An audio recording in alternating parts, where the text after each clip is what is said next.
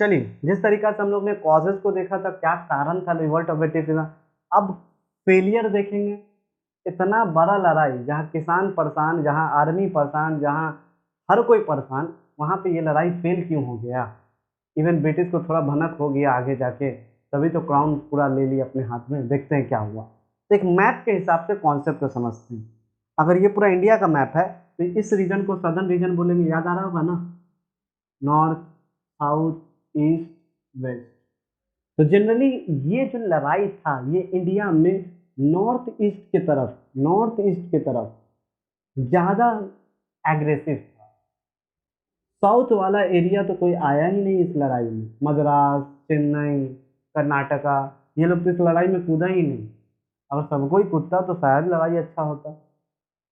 All section did not participate. खासकर southern reason जहाँ पे एडुकेटेड पर्सन ज़्यादा था, वो लोग उल्टा ब्रिटिश को ही सपोर्ट करता था। ये लोग बेकार लड़ाई कर रहा है, सब कुछ तो ठीक ही है। और ये लोग जानता था लड़ाई क्यों हो रहा है। समझ आ रहा है, सब कोई पार्टिसिपेट करता है। अगर आपके क्लास में अगर लड़ाई होता है अगले क्लास से, सेक्शन के, तो आपका क्लास का हर लड़का अगर लड़ाई में पार्टिसिपेट करेगा तो आप जरूर जीतिएगा। यहाँ पे एक कारण था, सदर्न रीजन ज्वाइन किया ही नहीं। अगर ध्यान से मैप को देखिएगा तो आपको, चलो मैप पहले समझा, सदर्न रीजन पार्टिसिपेट नहीं किया, ठीक है, मद्रास, चेन्नई, मुंबई, ये सब नहीं। अब देखो ये क्या है, ये मंगल पांडे, याद आया, मंगल पांडे बैरकपुर, बैरकपुर से निकले मंगल पांडे और डायरेक्ट इनको फांसी दिया। पता है बैरकपुर में मंगल पांडे ने क्या किया, इनफील्ड राइफल का विरोध किया। उसके विरोध में ये दो इंग्लिश सोल्जर को मार दिए, अभी बताए थे। दो इंग्लिश सोल्जर मारने का इनको फांसी हो गया। और ये जो रिवोल्ट है, सारा आर्मी, इस मंगल पांडे के मरने के कारण सारा आर्मी एग्रेसिव हो गया। यार ये क्या बदतमीजी चल रहा है क्या, आप किसी को भी फांसी दे दीजिएगा। मेन लीडर थे मंगल पांडे। तो सारा आर्मी उठ के बैरकपुर से कहाँ जाना स्टार्ट हुआ, देखो M4 मेरठ जो यूपी में है। चलो अब तो चलेंगे हम लोग यूपी मेरठ। 10 मई को रिवोल्ट एकदम स्टार्ट हो गया। अब इन लोग को चाहिए एक लीडर, लीडर है ही नहीं। तो इन्होंने क्या किया, मेरठ से ये लोग पहुंचते पहुंचते जो मिलेगा काटते फाड़ते, ब्रिटिश को मारते उठते, एकदम गदर मूवी की तरह निकलना स्टार्ट किए। और पहुंच गए कहाँ ये लोग, दिल्ली में। और दिल्ली में लास्ट मुगल एम्परर आपको पता है, बहादुर शाह जफर सेकंड। बहादुर शाह जफर जो खुद की एक चाचा हो गए थे, ठीक है, ये खुद एक चाचा जो, अब इनको सिर्फ पीने का देरी था तो इनको लड़ाई में इन्होंने उतार दिया कि यार कोई नहीं मिल रहा है, आप ही लीडर बन जाइए, हम लोग को लीडर चाहिए। बाद में ब्रिटिश बहादुर शाह जफर को रंगून भेज दिए म्यांमार में, और इनके बच्चे को, इनके फैमिली को कत्ल करके हटा दी, डेथ कर दी। ब्रिटिश यहाँ तक पहुंचा, लड़ाई को उठने नहीं दिया, दिल्ली पहुंचा। अब दिल्ली से ये लड़ाई कहाँ पहुंचा, बहादुर शाह जफर तक था। वहां से ये लड़ाई पहुंचा लखनऊ में। कहाँ पहुंचा, लखनऊ में। लखनऊ में कौन, हजरत बेगम। कौन, हजरत बेगम। और इनका तो एक अलग किस्म का नवाबी था, ये हाथी पे चढ़ के अपने सारे सोल्जर को मोटिवेट करते। बाद में इनको भी डिफीट किया गया। वहाँ के एक वाइसरॉय, जैसे हर स्टेट का एक वाइसरॉय था, वो उसको दबा दिया। कैम्बेल, कैम्बेल नाम बड़ा फेमस था, वो सबको उतना एग्रेसिव होने नहीं दिया, सबको दबा दिया। कैम्बेल था, सर जोहन रूअस था, वो सब भी नहीं है सिलेबस में। तो यहाँ तक समझ में आया। तो ये बैरकपुर से स्टार्ट हुआ, बैरकपुर से कहाँ गया, यूपी मेरठ। मेरठ से इन लोग को नहीं मिल रहा था कोई, तो कहाँ गए ये लोग, दिल्ली। दिल्ली में कुछ किसको बना दिया लीडर, नाम का बहादुर शाह जफर, काम कुछ नहीं। लखनऊ में कौन, हजरत बेगम अपना लड़ाई लड़ रही है, हाथी पे चढ़ के सबको मोटिवेट कर रही है। और लखनऊ से गए तो आगे कहाँ पहुंचे, बिहार। बिहार में एक जमींदार, बोला जाता है इस लड़ाई में जमींदार तो पार्टिसिपेट नहीं किया, पर एकमात्र जमींदार है जो ब्रिटिश से बहुत खतरनाक लड़ाई लड़ा, जिनका नाम था कुंवर सिंह। बिहार के कुंवर सिंह फेमस जाने जाते थे, आज भी इनका नाम लिया जाता है। कुंवर सिंह इस लड़ाई में बहुत अच्छा लड़ाई थे, जबकि एक जमींदार थे, चाहते तो ना लड़ते, लड़ाई किए इंडिया के लिए। इसके अलावा यहाँ डॉट बनाए के फोर कानपुर। कानपुर में अगर बात करें, ध्यान से देखो, कानपुर में नाना साहब, नाना साहब। अब तुम बोलोगे नाना साहब क्यों लड़ाई कर रहे थे, नाना साहब एडॉप्टेड सन थे किसके, लास्ट पेशवा बाजीराव की, पेशवा बाजीराव सेकंड के लास्ट सन। जैसा कि आप लोग देखे थे, कानपुर के एडॉप्टेड सन थे कौन? नाना साहब। नाना साहब को अपना कानपुर चाहिए था, और डॉक्ट्रिन ऑफ लैप्स के हिसाब तो नाना साहब अपने बेटे नहीं है, तो सारा टेरिटरी कौन हथिया लेगा? ब्रिटेन। तो ये अपना कारण, यानी ये लड़ाई सब कोई अपना कारण के लिए लड़ रहा था। एक कारण नहीं था कि देश ही आज़ाद चाहिए, जो महात्मा गांधी का था, जो एक लीडर थे जिन्होंने सबके अंदर डेवलपमेंट किया सोच। तो कानपुर में नाना साहब लड़ाई कर रहे हैं, बाद में इनको भी दबा दिया गया और ये चले गए नेपाल। ब्रिटेन के हाथ में नहीं है, नेपाल भाग गए। कानपुर से लड़ाई चलते चलते कहाँ चला? झांसी। झांसी में कौन? तो झांसी में आप लोग को याद होगा, खूब लड़ी मर्दानी थी, वो तो झांसी की रानी थी। कौन? झांसी। कौन? रानी लक्ष्मी बाई। पर किस लिए लड़ाई हुआ ये कोई नहीं जानता। ये अपने, इनके भी अपने पुत्र नहीं थे, ये भी एक एडॉप्टेड सन को लिए हुई थी। ये भी लड़ाई कर रही थी, कहीं मेरा घर कोई और कब्जा न ले, अपना बच्चा है तो आपका हो जाएगा। ब्रिटेन का पॉलिसी, डॉक्ट्रिन ऑफ लैप्स। तो झांसी में अलग लड़ाई चल रहा था, वहां से लिए लड़ाई चलते चलते कहाँ पहुंचा? ग्वालियर। ग्वालियर में कौन? ग्वालियर में बड़ा इंपॉर्टेंट नाम है, टांटिया टोप। एक क्वेश्चन आता है, दो सोल्जर का नाम बताओ जो बड़ा अच्छा लड़ाई किया, तो एक का नाम दे देना मंगल पांडे, एक का नाम दे सकते हो तुम नाना साहब, एक का नाम दे सकते हो टांटिया टोप। जो ग्वालियर में, ग्वालियर से फिर ये लड़ाई कहाँ पहुंचा? राजस्थान। एक तरफ से देखो, इंडिया में नॉर्थ और ईस्ट की तरफ बहुत भयंकर चल रहा था, ब्रिटिश से लड़ाई चल रहा था, और दूसरे तरफ एकदम सन्नाटा, हम लड़ाई नहीं करेंगे, तुमको करना तुम करो, हमको मतलब नहीं है। एडुकेटेड पर्सन बोल रहा, वही तो देखिए, टॉपर, तुम्हारे क्लास का टॉपर हो और क्लास में लड़ाई हो जाए तो टॉपर कभी पार्टिसिपेट नहीं करेगा, वो बेटा उस समय भी किताब खोल के पढ़ाई करता है। बोल रहे हैं सब टॉपर ऐसा नहीं होता। उसी तरीका से यहाँ हिसाब है, ऑल सेक्शन पार्टिसिपेट नहीं किया तो फेलियर तो होना नुकसान है। इसके अलावा सबसे इंपॉर्टेंट, नो प्लानिंग, अनऑर्गेनाइज, कोई ऑर्गेनाइज वे में नहीं था, प्लानिंग नहीं था। कानपुर में नाना साहब का अपना कारण था, रानी लक्ष्मीबाई का अपना कारण था, कुंवर सिंह बिहार से, बैरकपुर में मंगल पांडे, लखनऊ में हजरत बेगम, मेरठ से चला था, दिल्ली में बहादुर शाह जफर को बना गया था, ग्वालियर में टांटिया टोप। कोई ऑर्गेनाइज है कि सब चलो मिलते हैं, एक ग्रुप बनते हैं और तब लड़ेंगे, तब शायद जीत जाता है। ग्रुप बना नहीं, सब अलग अलग था। ब्रिटिश को बड़ा अच्छा फायदा मिला, सबको जा जाके आराम से टॉफी दे के शांत कर दिया गया, तुमसे नहीं होगा, लो खाओ। एक एक टॉफी डेयरी मिल्क सबको धराते गया, बस काम खत्म कर लिया। यहाँ से समझना है, लिमिटेड सप्लाई ऑफ वेपन। जहां ब्रिटिश के पास बड़ा बड़ा तोप था, इंडिया के पास तलवार था। तोप तलवार में लड़ाई कैसे होगा? तुम तलवार लेके जैसे जाओगे तब तक पता चला वहां से तोप से उड़ा देगा तुम। तो ये भी एक कारण था, लिमिटेड सप्लाई ऑफ वेपन।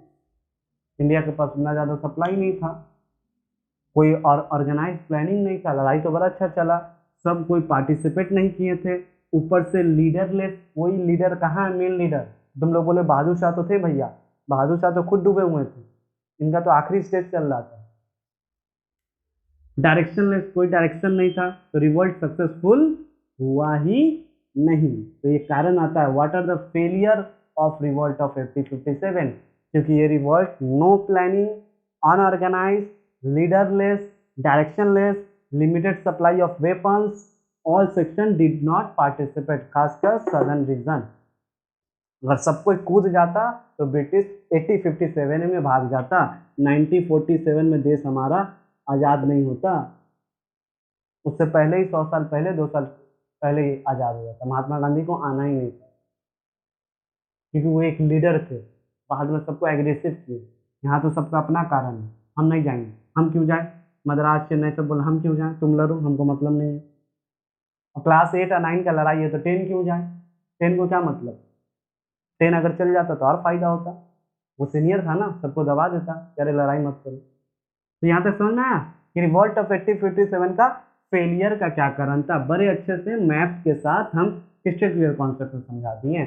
अब इसके बाद हम लोग देखेंगे क्या उसके, अब हम लोग देखेंगे जिस तरीका से पहले देखे थे, क्या कॉज, क्या कारण था लड़ाई का, फिर मैप के हिसाब से कॉन्सेप्ट को समझे, फिर फेलियर पढ़े, अब पढ़ेंगे रिजल्ट। ये लड़ाई होने के बाद रिजल्ट क्या आया, कॉन्सिक्वेंस क्या आया।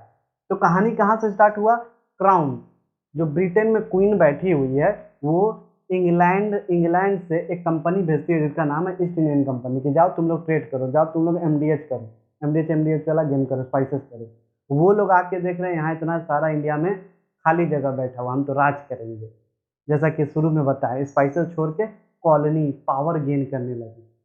अब पावर गेन करते करते नया नया पॉलिसी लाने लगे। क्राउन को ये बात पता है, पर इतना लेवल तक नहीं पता है यार, ये लोग आके यहाँ लड़ाई करवा दे।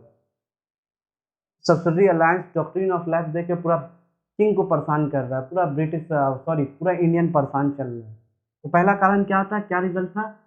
क्राउन, ये जो मेन क्राउन जो भेजी थी ईस्ट इंडियन कंपनी को, जो यहाँ इतना ज़्यादा फैला लिया था हर चीज़, सारा कुछ कब्जा कौन कर लिया? अब British queen, British crown east Indian company को कर दिया खत्म कि तुम कर लियो बहुत बवाल बेटा, अब तुम वापस आ जाओ, तुमको भेजे थे हम मसाला के लिए और तुम यहाँ बिरयानी वाला मसाला लगा दिए, तुम हटो, नहीं तो पूरा ब्रिटिश जो भी इंडिया में है सब कोई का दिमाग खुल जाएगा, सब कोई हम लोग को भगा देगा, तुम लोग बहुत ज़्यादा टॉर्चर कर रहे हो, इन लोग को आराम से टॉर्चर करेंगे। अब इंडिया को लग रहा है क्राउन बहुत अच्छी है क्योंकि ईस्ट इंडियन कंपनी को ख़त्म कर रही, पर ऐसा नहीं है। सेकेंड चैप्टर में हम गेम समझेंगे, यहाँ से डिवाइड एंड रूल का कॉन्सेप्ट आता है, क्योंकि ये लड़ाई इसलिए सक्सेसफुल हो रहा था कि हिंदू मुस्लिम एक साथ हो गया था। इस लड़ाई में तो कोई लीडर नहीं था, नहीं तो ब्रिटिश का तो हालत खराब होता पहले ही टाइम। तो यहाँ पे ब्रिटिश का किस्मत अच्छा था। ईस्ट इंडियन कंपनी को क्या किया गया? खत्म, एंड कर दिया गया। कौन ले लिया अपने हाथ में? ब्रिटिश क्वीन, ब्रिटिश क्वीन अपने क्राउन अपने हाथ में ये सब ले ली, पावर ओवर हर चीज। इसके अलावा जो ये लोग ईस्ट इंडियन कंपनी ना बार बार गवर्नर जनरल बनाता था। गवर्नर जनरल जानते हो ना, एक एरिया का आप जनरल है, आप हर चीज संभालिए। ब्रिटिश क्वीन बोली बहुत हो गया गवर्नर जनरल, तुम लोग बहुत सबको डरा लिए, गवर्नर जनरल बंद करो, अब लाएंगे। देखो ये भी कुछ नया नहीं कर रहे, इंडियन को लग रहा है कुछ अच्छा हो रहा है, उन लोग को खत्म कर रहा है। अब ये नया कॉन्सेप्ट लाया वाइसरॉय। वाइसरॉय मतलब सूबेदार, छोटा छोटा सूबेदार, पहले बड़ा संभालता सबको, अब वाइसरॉय कहलाएगा। अभी भी वही कहानी है। फर्स्ट वाइसरॉय कौन था? Lord Canning. एग्जाम का क्वेश्चन है, who is the first viceroy of India? Answer Lord Dalhousie नहीं देना, लॉर्ड कैनिंग। इसके अलावा जितना भी ट्रीटी और पॉलिसी आया, जैसे सब्सिडी अलायंस, जैसे जनरल सर्विस इन्वेस्टमेंट एक्ट, सबको खत्म करो, इन लोग को डराओ मत, ये सब खत्म करो, बहुत तुम लोग यहाँ राज कर रहे हैं, इसको भी बंद किया गया। और सबसे इम्पोर्टेंट जो इंडिया को बड़ा अच्छा लगा इस क्वीन के बारे में, कि डॉक्ट्रिन ऑफ लैब को इन्होंने खत्म कर दिया। अगर किसी राजा का अपना पुत्र नहीं है तो फिर भी वो जगह उसी का रहेगा, हम लोग उसको नहीं लेंगे। अब सबको अच्छा लगा रही है, अब आया कोई अच्छी बंदी। हाँ, अब ब्रिटिश से कोई अच्छा आया जो हम लोग को नया नया चीज़ सिखाएगा, अच्छा कराएगा, पर ऐसा कुछ नहीं है। हाथी के दिखाने के दांत और खाने के दांत और। ईस्ट इंडियन कंपनी को हटा दिया पर अब खुद ही राज करना चाहता है, समझ में आ रहा है? तो यहाँ तक मैंने सारा कॉन्सेप्ट को अच्छे से एक क्रिस्टल क्लियर कॉन्सेप्ट के साथ मैंने क्लियर किया। फर्स्ट वॉर ऑफ इंडिपेंडेंस को, इसके बाहर एक क्वेश्चन मिस नहीं होगा। एक क्वेश्चन हमसे मिस हुआ, बताओ कौन सा क्वेश्चन? तो ऐसा नोट्स जैसा आपको दिख रहा होगा स्टडी डीएनए का, इस साल से आप लोग को नोट्स भी मिलेगा, और इस नोट्स को करने के बाद आप हर चीज कर पाइएगा। देखिए ध्यान से देखिए इस नोट्स को, स्टडी डीएनए का नोट्स है, ठीक है, इसमें जितना पेज है सबको कीजिए, आपको नोट्स मिल जाएगा। इसके बाहर एक क्वेश्चन नहीं जाने वाला, और सारा कॉन्सेप्ट हम यहाँ से समझा देंगे, ठीक है। एक क्वेश्चन क्या छूटा भैया बताइए? तो एक क्वेश्चन हम तुमको बता रहे क्या छूट गया हमसे, तो अभी हमको याद आया। इसके अलावा सोशल रिलीजियस को सती विडो रीमैरिज थोड़ा सा मिस हुआ, इसको देख लीजिए, इजी है, पता ही होगा आप लोग। सती विडो रीमैरिज क्वेश्चन ये था अभी बता रहे, एक मिनट रुकिए, एमसीक्यू कहाँ गया? देखिए हाँ, name the two Indian ruler who remain loyal to the British during war. उस लड़ाई के समय, जैसा कि आपको दिख रहा है 21 नंबर क्वेश्चन, 21 नंबर क्वेश्चन, ठीक है। उस लड़ाई के समय कौन था जो दगाबाजी कर रहा था, कौन था जो ब्रिटिश के सपोर्ट में था? तो वो थे तख्त सिंह। कौन थे? तख्त सिंह और जोधपुर के महाराजा, उन दोनों ने ब्रिटिश का साथ दिया, इंडिया का रह के ब्रिटिश का साथ दिया। इवन टांटिया टोप कानपुर में फंसा दिया गया मानसिंह के थ्रू, उनको फांसी भी हुआ, उन्हीं के दोस्त ने उनके साथ चीटिंग किया। तो ऐसा बात नहीं है, रिवोल्ट इस कारण नहीं फेल हुआ कि लीडरलेस था, कुछ लोग दगाबाजी भी किए। तो ये सारा नोट्स को एक बार तुम एकदम ध्यान से पढ़ लेना, और गारंटी बोल रहा है जो हम पढ़ाएं और जो ये नोट्स है इसके बारे में सिंगल क्वेश्चन बाउंस नहीं जाएगा। तो तब तक के लिए पढ़ते रहिए, हंसते रहिए, मुस्कुराते रहिए और देखते रहिए क्राइम पेट्रोल, नहीं स्टडी डी।